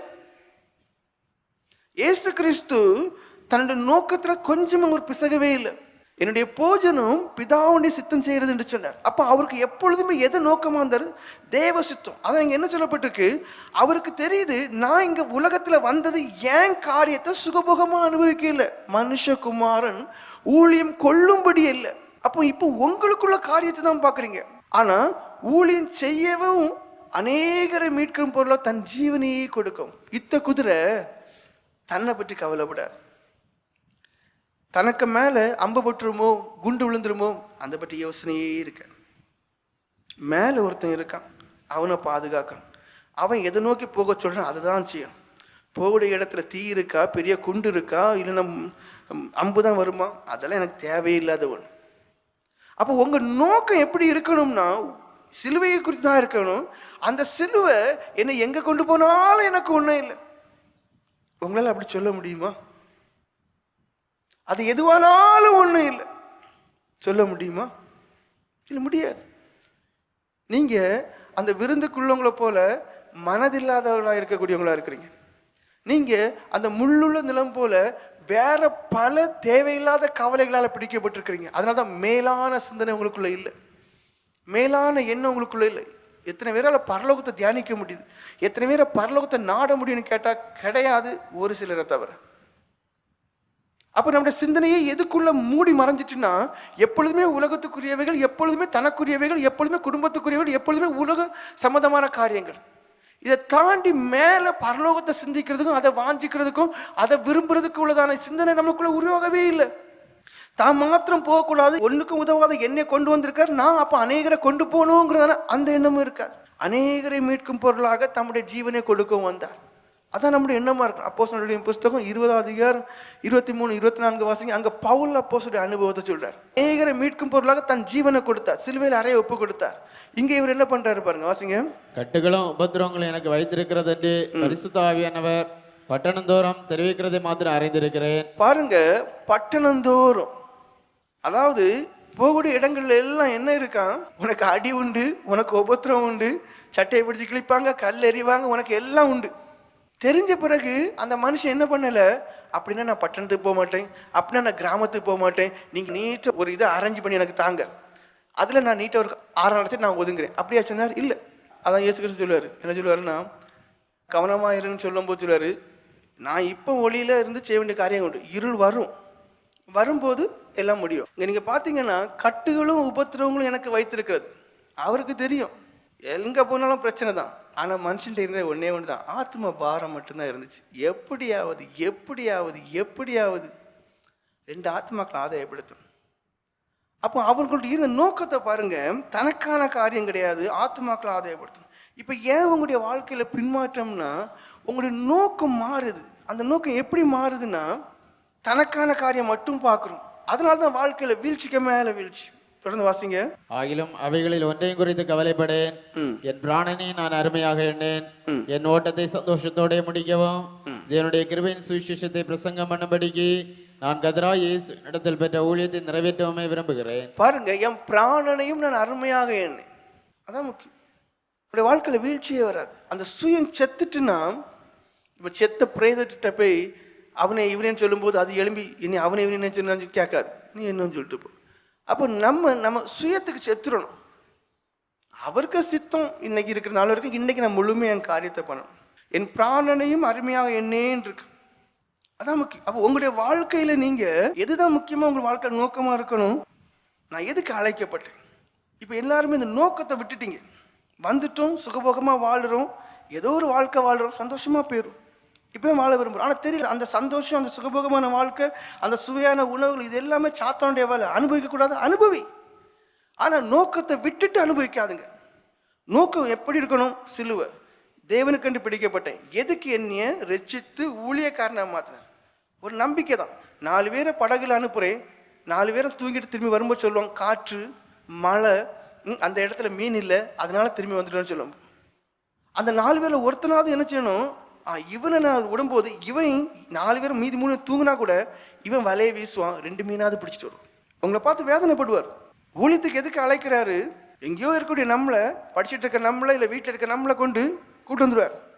அப்படி அழைச்ச தேவன் எதன் விரும்புகிறாருன்னா, இந்த ஆத்மா, இந்த ஊழியக்காரங்க, இந்த பிரசங்கியாரு ஒரு 2 பேர் எனக்காண்டி ஆத்மாக்களை ஆதாயப்படுத்துவாங்க. ஆனால் பவுல் அப்போஸ்தலர் பாருங்க, பட்டணத்தோடு எனக்கு கஷ்டம் தான், என்ன பண்ணிட்டு போ, இருக்கிற நேரம் வரைக்கும் நான் சுவிசேஷம் அறிவிக்கும். அதான் எண்ணம். 2 தீமோத்தேயு 4:6 வாசிங்க. ஏனென்றால் நான் இப்பொழுதே பானபலியாக பார்க்கப்பட்டு போகிறேன், நான் தேகத்தை விட்டு பெரிய காலம் வந்தது. பாருங்க, நான் பானபலி, தன்னை அப்படியே பலியாக ஒப்பு கொடுக்கக்கூடியதான ஒரு காரியம். தன்னை பலியாக, பானபலி, வார்க்கப்பட்டதான ஒரு இடம். நம்முடைய வாழ்க்கை அப்படிதான் இருக்கணும். இன்னைக்குல நாளைக்கு சாகும், என்னைக்காவது செத்துட்டு போகலாம். ஆனால் சாகிறதுக்கு முன்னாடி ஏதாவது இயேசு காண்டுச்சு, ஏதாவது ஆத்மாக்கள் காணிச்சு, அதுதான் உங்களுக்குள்ள பற்றி எரிஞ்சு கொண்டே இருக்கணும். ஏதாவது செய்யணும், ஏதாவது செய்யணும், ஏதாவது செய்யணும். அதான் உங்களுக்குள்ள பற்றி எரியணும், ஏதாவது செய்யணும். அந்த ஒரு அனல் உங்களுக்குள்ள இருக்கும்போது நீங்க சிற்றின்ப காரியத்திலேயோ இல்லை மனுஷனை பிரியப்படுத்த காரியங்களில் ஈடுபட மாட்டீங்க, வீழ்ச்சியே வராது. யோவான் சுவிசேஷம் 3:30 வாசிங்க. அங்க அவர் சொல்றார், நான் சிறுக வேண்டும். தன்னை சிறுகிறதுக்கு ஒப்பு கொடுக்கிறார். அவர் பெருகவும் நான் சிறுகவும் வேண்டும். பாருங்க, அவர் பெருகவும். அப்போ நம்முடைய வாழ்க்கையில இப்ப என்ன ஆகுது தெரியுமா? எது பண்ணினாலும் நான்கிற ஒரு எண்ணம். அப்போ இயேசு கிறிஸ்து என்னோடு இருந்து பேசினாரு, இயேசு கிறிஸ்து என்னோட இருந்து அந்த ஜெபத்தை கேட்டு அங்க சுகம் கொடுத்தாரு. அப்படி இல்லை, நான் தான் பெருகணும், அவர் சிறுகணும். இப்ப இயேசு கிறிஸ்து மங்கிட்டார், தனிப்பட்ட ஒவ்வொருடைய வாழ்க்கையிலும் மங்கிட்டாரு, தனிப்பட்ட ஒவ்வொருடைய கிரியையிலும் மங்கிட்டார். ஆனா யோவான் ஸ்நானனுக்கு ஒரு நோக்கம் இருந்துச்சு. நான் குதிரை தான், குதிரை போர் சேவகனா மாறக்கூடாது. யோவான் ஸ்நானன் சொல்லலாம். ஏன்னா அவருக்கு நோக்கம் எப்படியா இருந்துச்சு? அவர் மட்டும்தான் பெருகணும், தன்னை சிறுக ஒப்புவது. அப்போ உங்களுடைய சுயம் சாக சாக சாக சாக சாக சாத்தானால கிரியை செய்யவே முடியாது. அவன் உள்ள பார்ப்பான், கிரியை செய்யறதுக்கு ஒண்ணுமே இல்லை, அவன் விலகி ஓயிட்டே இருப்பான். வேதத்துல இருக்கு, இயேசு கிறிஸ்து பார்த்த பிறகு அவன் சில காலம் அவரை விட்டு போனான் இருக்கு. எப்படி இருக்கு? அவரை விட்டு போனான். ஏன்னா அவர் சொல்லிட்டாரு, அதாவது என்னிடத்தில் உனக்குரிய எதுவுமே இல்லைன்ட்டார். உனக்குரிய எதுவுமே என்னிடத்துல இல்லை. அப்ப நீ வந்தாலும் உனக்குரிய எதுவுமே அங்க இருக்க. இந்த இடமும் சுத்தமா இருக்கு, சுத்தமா இருக்கிறத நுழைய முடியாது. அங்கதான் நீங்க தப்பு பண்றீங்க. இப்ப இங்க இடம் சுத்தமா இல்லை. உடல பள்ளி பாச்சா இருக்கிற போல, என் ஜெப வீடு கலர் கொகையா இருக்கிறது போல இப்ப இறுதியும் கலர் கொகை மாதிரி எல்லா தந்திரங்களும் திருக்குகளும் நிறைஞ்சு இருக்கு. இப்ப சாத்தானுக்கு தெரியுது உள்ள என் வகை உள்ள இருக்கு. நீ அவன் உள்ள அழகா புகுந்துறான். யூதாசுக்குள்ள ஏன் புகுந்தான்? பார்த்தான் உள்ள அவன் விரும்பின எல்லாமே இருந்து. பாருங்க, சில காலம் அவரை விட்டு விலகி போறான். சோதிச்சு பார்த்தான் அவருக்குள்ள வகை எதுவுமே இயேசு கிறிஸ்துக்குள்ள இல்லை. சில காலம் அவரை விட்டு விலகி போனான்.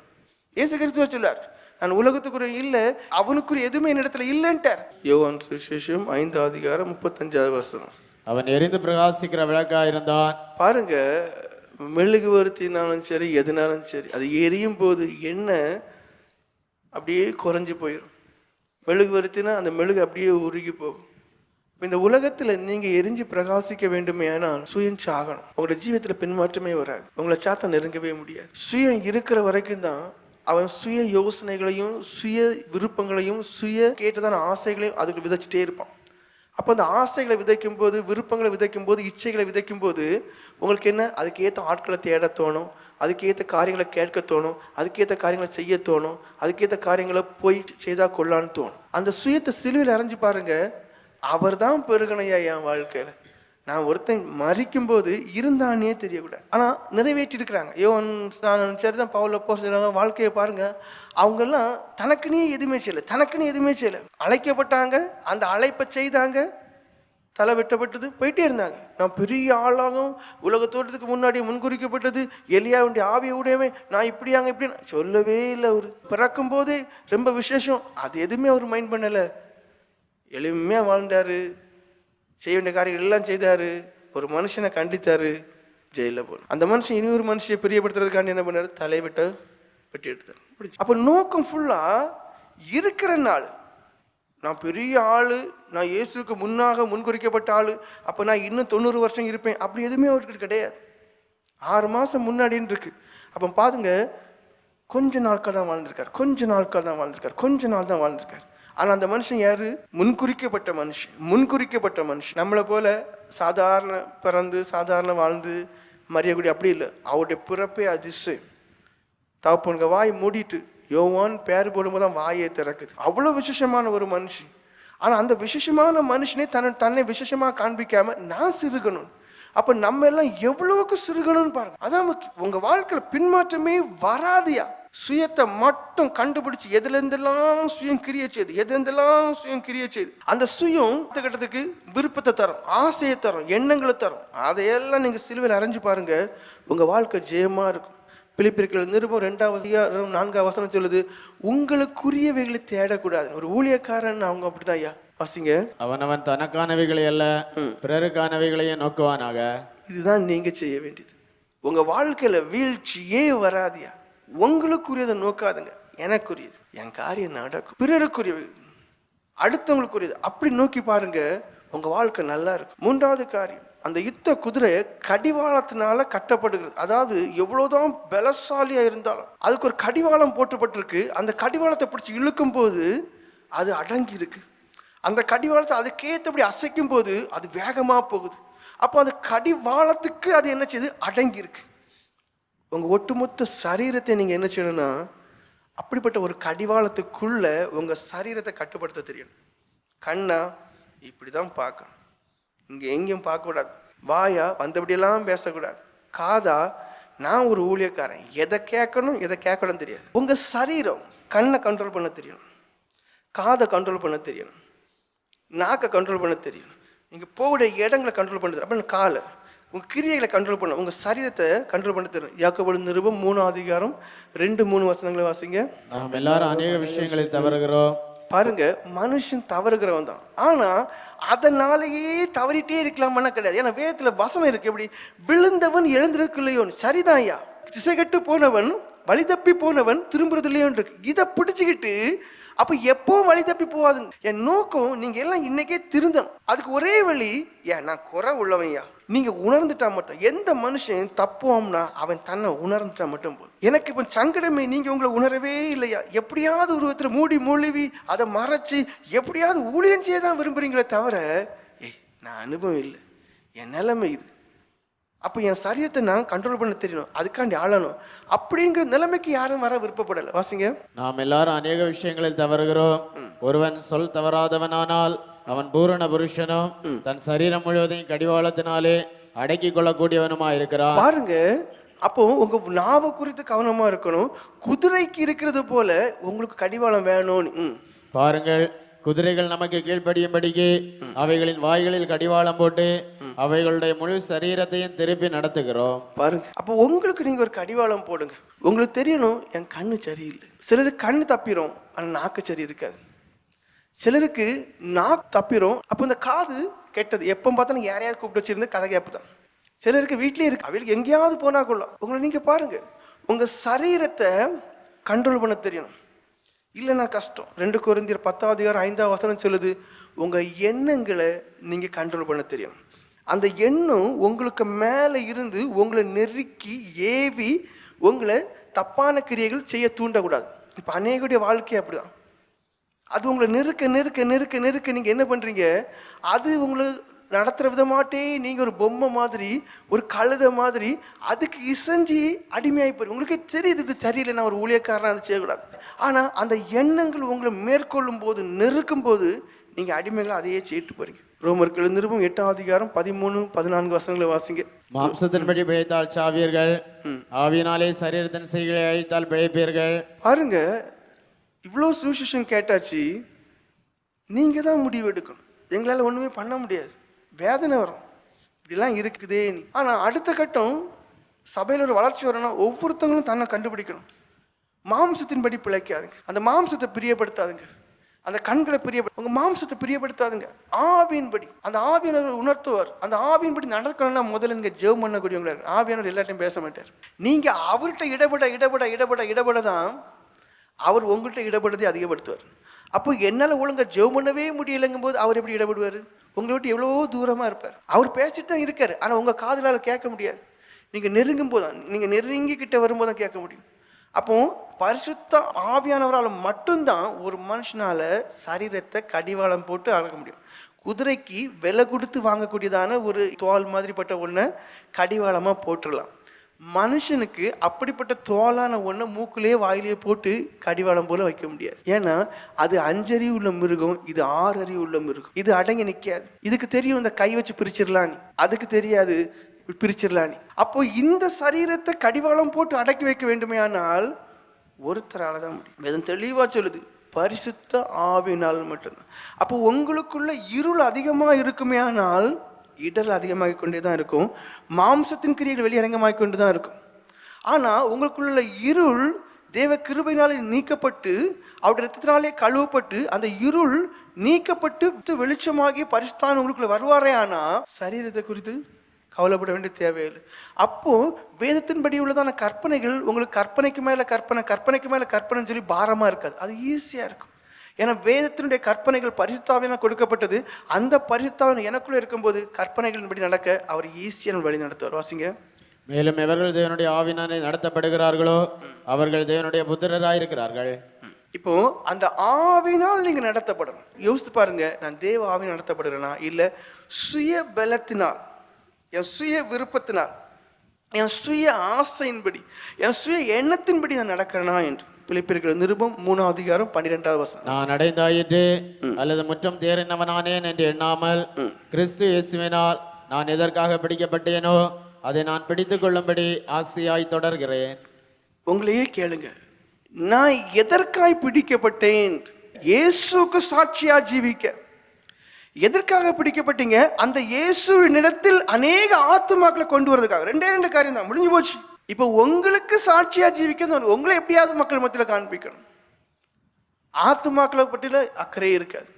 அப்போ எதற்காக நான் பிடிக்கப்பட்டேனோ? பவுலப்போ தெளிவா தெரியும், நான் யூத மதத்தில் எழுதப்பெல்லாம் தெரிஞ்ச முரடனாகும். என்னை எதுக்கு திரும்ப பிடிச்சாரு? ஆத்துமாக்களை ஆதாயப்படுத்தணும். அவருக்கு நோக்கம் தெளிவா தெரிஞ்சிச்சு. ஆத்மாவை ஆதாயப்படுத்தணும், இதுதான் என் நோக்கம். நான் அதுக்காக என்னவும் பண்ணுவேன். என் பிராணனே நான் அருமையாக எண்ண மாட்டேன். வானபலியாக செலுத்த நான் ரெடி ஆயிட்டு. பட்டணங்களுள்ள உபத்திரவமா அதுக்கு நான் ரெடி. இப்போ நீங்க உங்களை கேளுங்க, நான் எதற்காக பிடிக்கப்பட்டிருக்கிறேன்? அதை நான் பிடித்து கொள்ளும்படி ஆசையாய் தொடர்கிறேன் இருக்கு. இப்போ உங்களுக்கு அந்த ஆசை இருக்கா? முதல்ல என் ஆசை எதுவா மாறிட்டு ஆத்துமாக்களை ஆதாயப்படுத்துறது.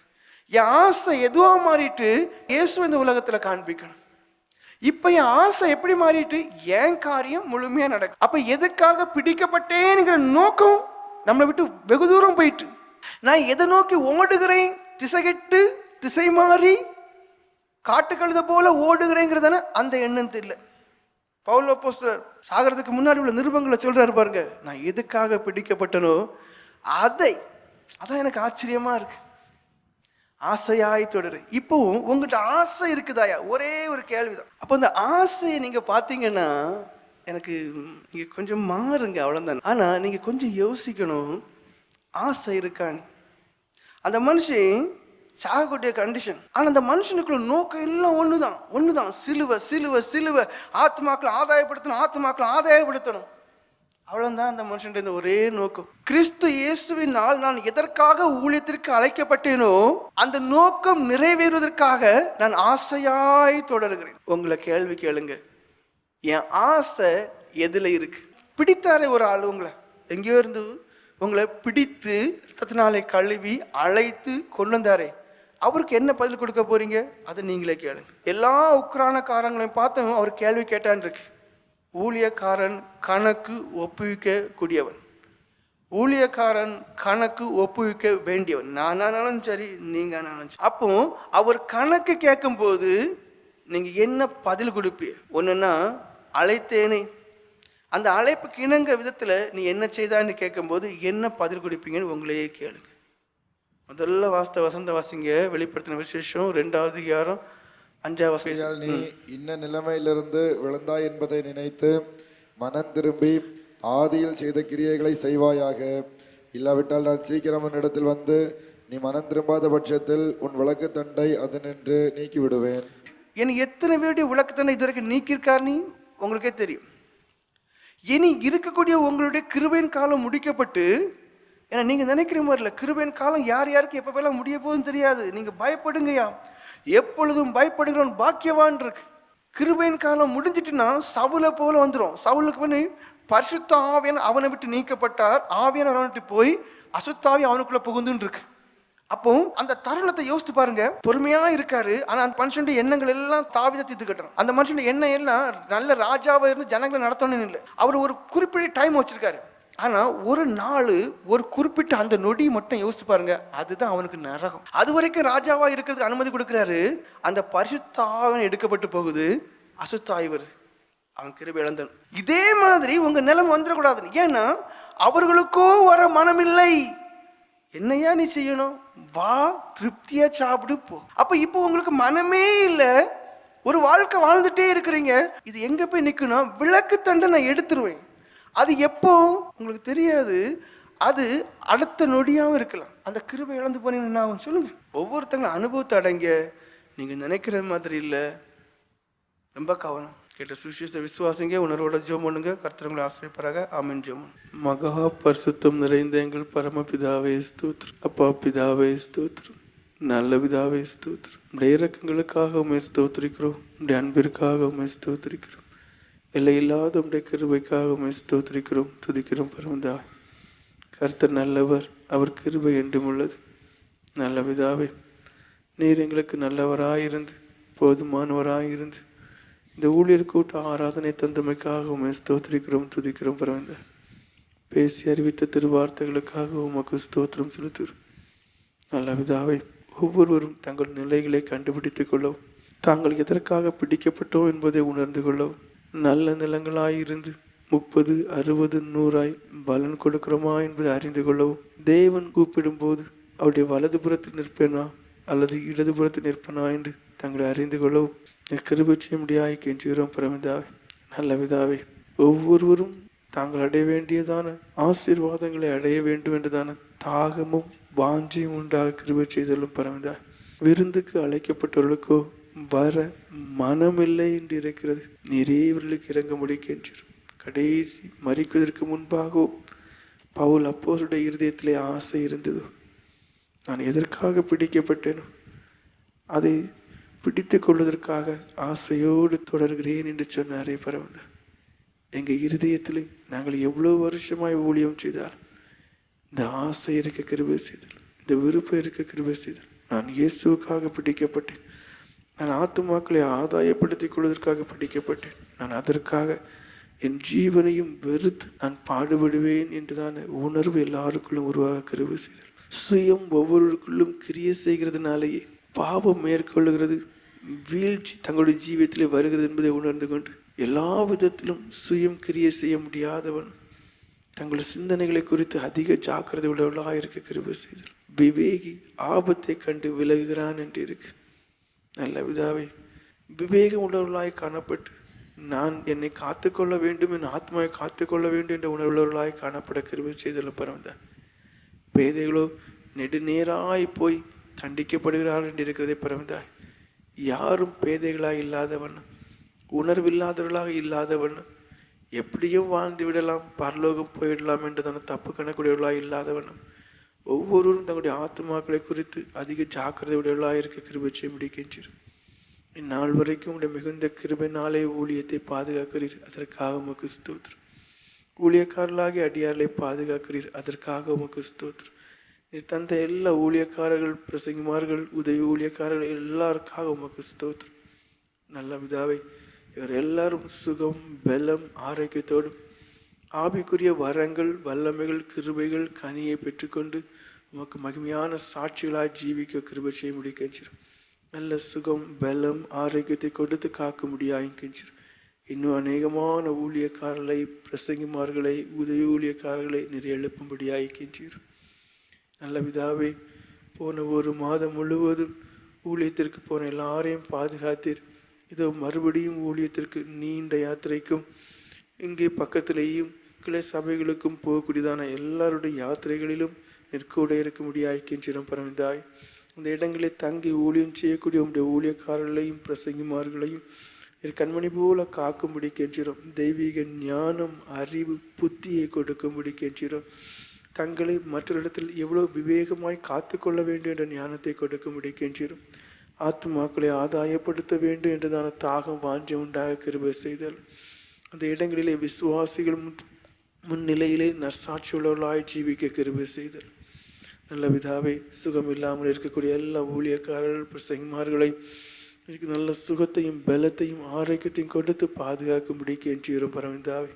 இன்னும் ஏராளமான ஊழியக்காரர்களை வாக்குத்தத்தத்தின்படி நீர் எழுப்பி வாக்குத்தத்தத்தின்படியே நீர் ஆசீர்வதித்து சபையிலே உடைய கிரியை நீர் நடப்பிக்கும்படியாய் கெஞ்சிரும். எல்லா விசுவாசிகளையும் அவருடைய குடும்பங்களையும் நீர் ஆசீர்வதிக்கும்படி கெஞ்சுகிறோம்.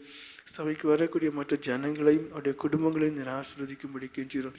எல்லா ஜனங்களுக்கு உணவு, உடை, உறவிடம் கொடுக்கும்படி கெஞ்சிரும். அநேகமான ஜனங்கள் பஞ்சத்தினால் கஷ்டப்படுகிறார்கள் பரமிதாய். எங்கள் நல்ல பிதாவை எல்லா ஜனங்களையும் போஷித்து பராமரிக்கும்படி கெஞ்சிரும்.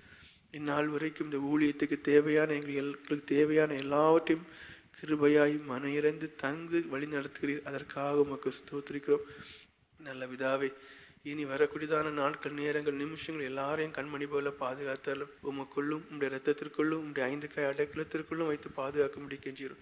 சகல தீமைக்கும் தீய சக்திகளின் கிரியைகளுக்கும் விலக்கி பாதுகாத்தாலும் யாவர் மேலும் கிருபையாயிரும், இரக்கமாயிரும், அன்பாயிரும், தயவாயிரும். மீட்பர் இயேசுவின் நாமத்தில் ஜெபம் கேளும் எங்கள் அன்பு நிறைந்த பரமபிதாவே, ஆமென். நம்முடைய கர்த்தராகிய இயேசு கிறிஸ்துவின் கிருபையும் தேவனுடைய அன்பும் பரிசுத்த ஆவியானுடைய ஐக்கியமும் நம் அனைவரோடும் சபையினத்தோடும் கூட இருப்பதாக. ஆமென்.